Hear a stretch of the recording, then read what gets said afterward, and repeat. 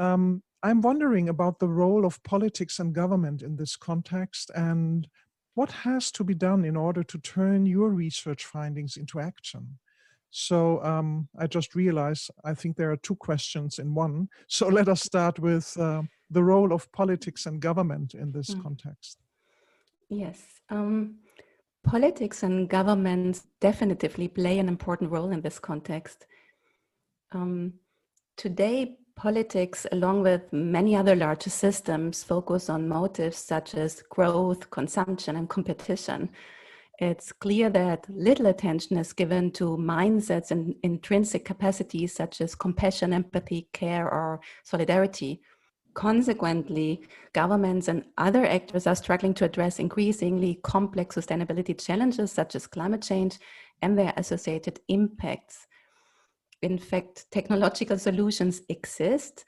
Many countries could afford the transition, but effective action is still lacking. So in this context, our mindsets, along with our cognitive emotional capacities and biases, make it difficult to adequately address long-term challenges. But they influence how we take decisions and deal with the increasing complexity and diversity of democratic and climate governance.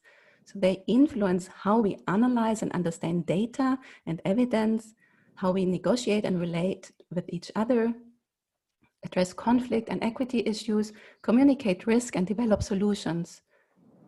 So these challenges mean that governments across Europe are increasingly looking for ways to support policymakers' intrinsic capacities through different interventions.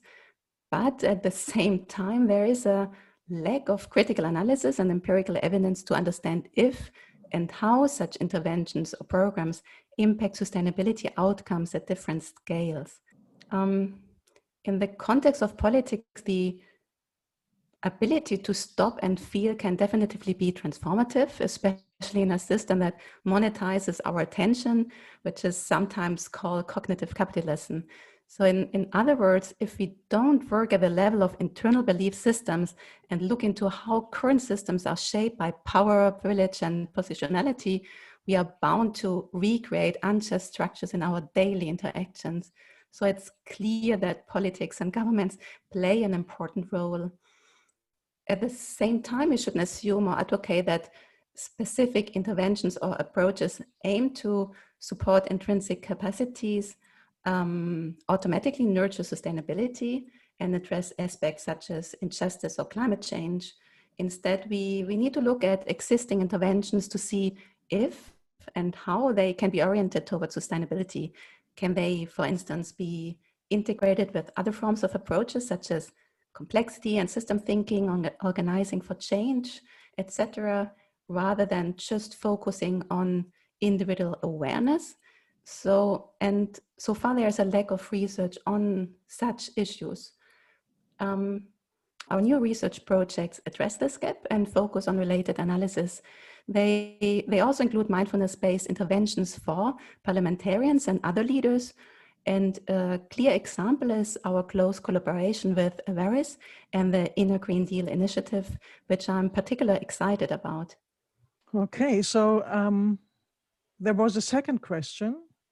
What has to be done in order to turn your research findings actually into action? What is needed to turn our research into action? I would argue that there are three important needs that must be urgently addressed. First, there is a need to raise awareness of the importance of intrinsic capacity development for sustainability and climate action across society. We need to support this in the same way as we address other mainstreaming issues like gender or equality.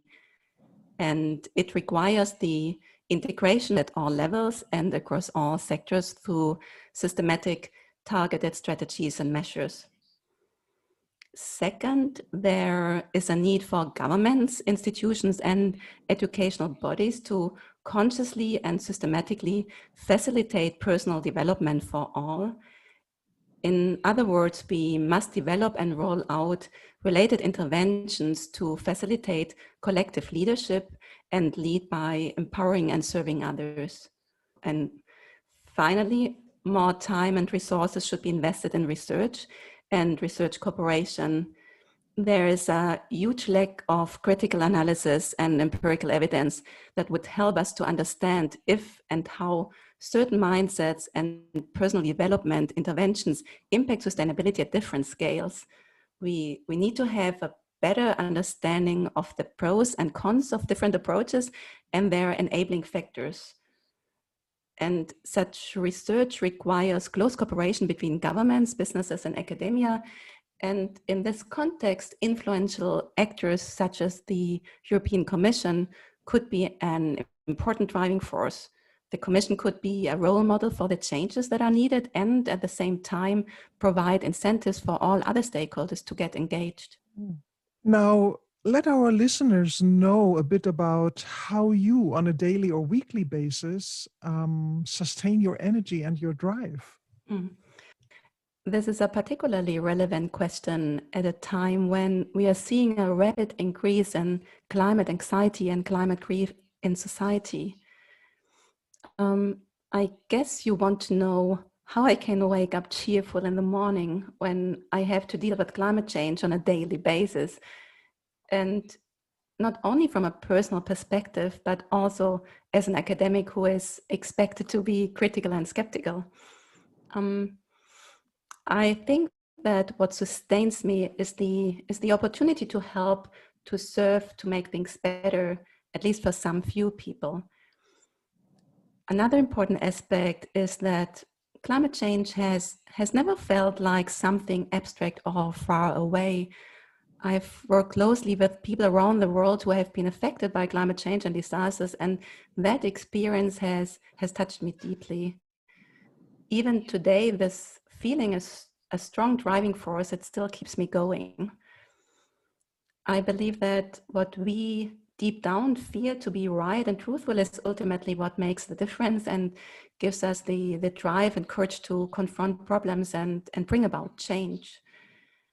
At the same time, the academic world often fails to provide satisfying answers to the big and important questions of life. It can be extremely frustrating to focus on narrower and narrower questions, and the results can feel quite abstract or distant from one's own life. So to get in touch with life, with reality and oneself, other approaches have certainly helped me. When I was a child, my mother introduced me to approaches such as breathing and meditation techniques. And to this day, I've maintained a daily practice.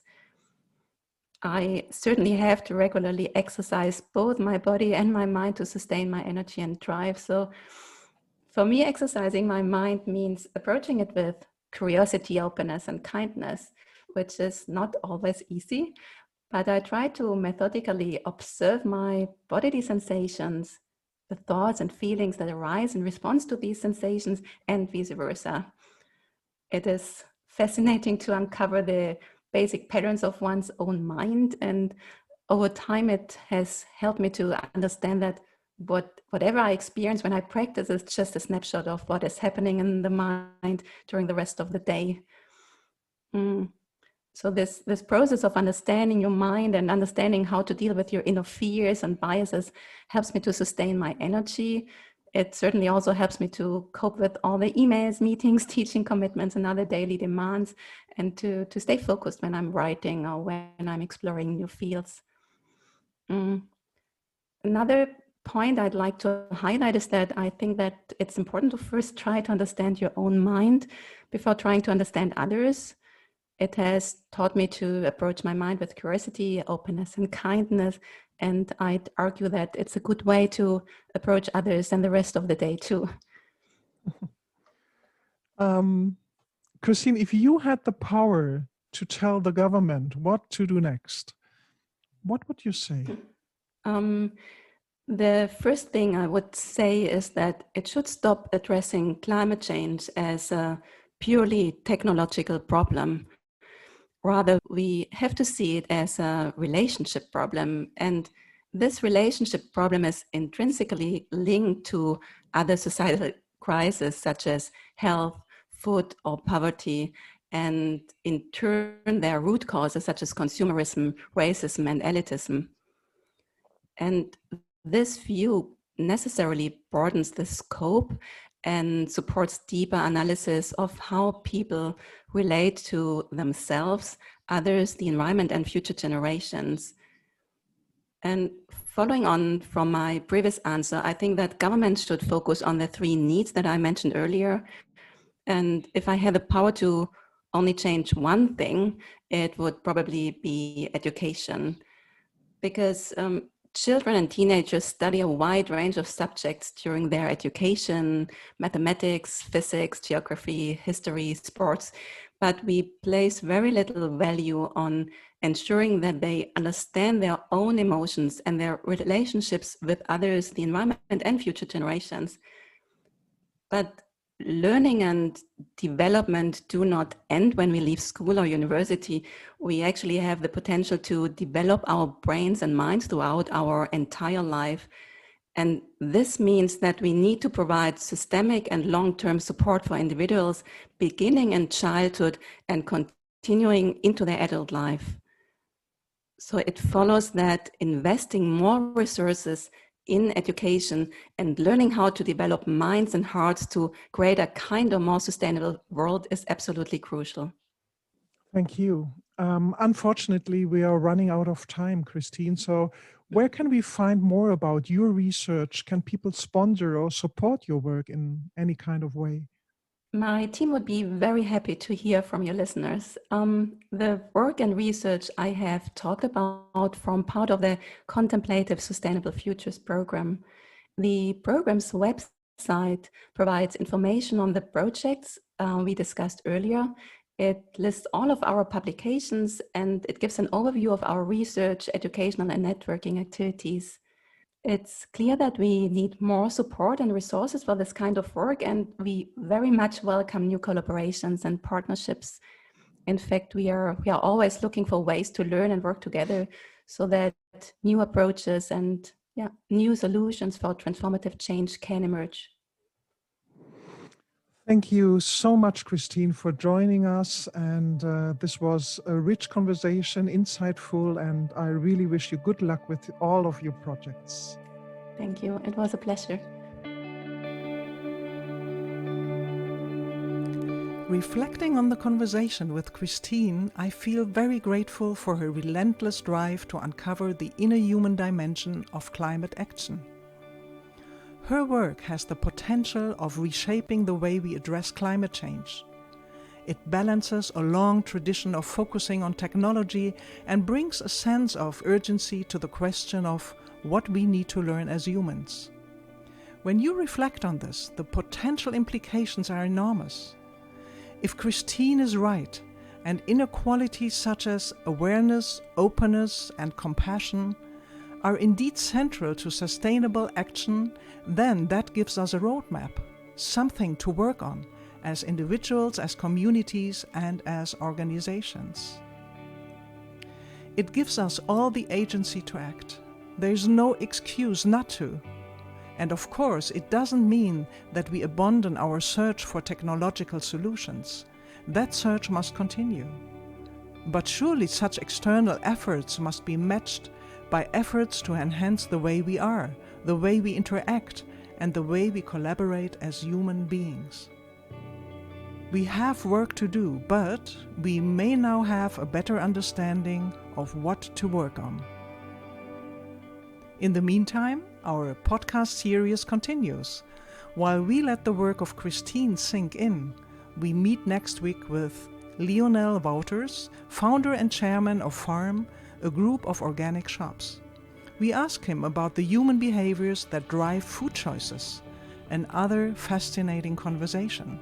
So, subscribe to the Inner Green Deal podcast and continue to hear about the struggles, the insights, and the inspirations of those on the front line of climate action. Thank you for listening and take care.